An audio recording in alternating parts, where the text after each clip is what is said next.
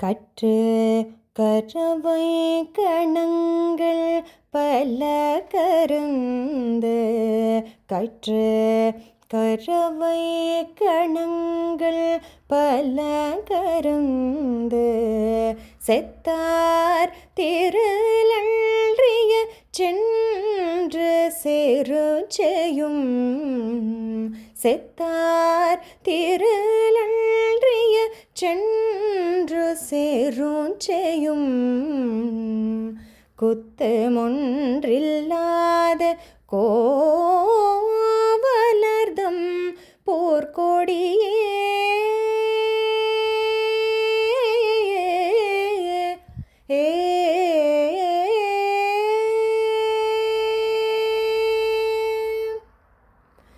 குத்தமொன்றில்லாத கோவலர்தம் போர்க்கொடியே புத்தரவள்குல்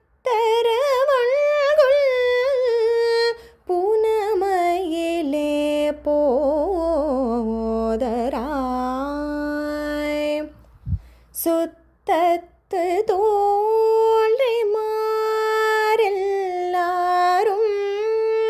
வல்தூனின் முத்தம் புகுந்து மூகில் வண்ணம் பேர் பாட சித்தாதே பேசாதே செல்வ பெண்டாட்டி நீ எத்து குரங்கும் பொருளேனோ ரம்பாவாய் ரம்பாவாய்.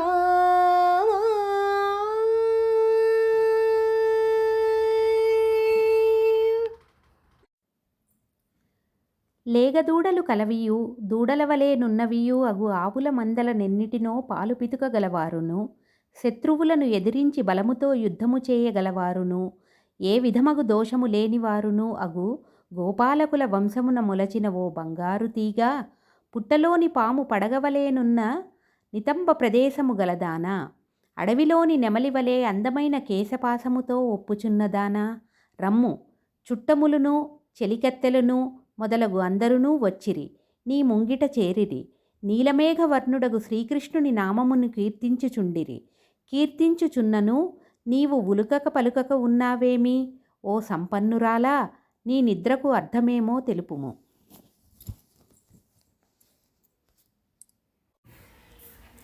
ఈ పాసురంలో లేపబడిన గోపిక కులము చేతను రూపము చేతను గుణము చేతను అందమైనది. కృష్ణుడే నన్ను పొందటానికి వ్రతము ఆచరింపవలని నిర్భయంగా ఉన్న పిల్ల.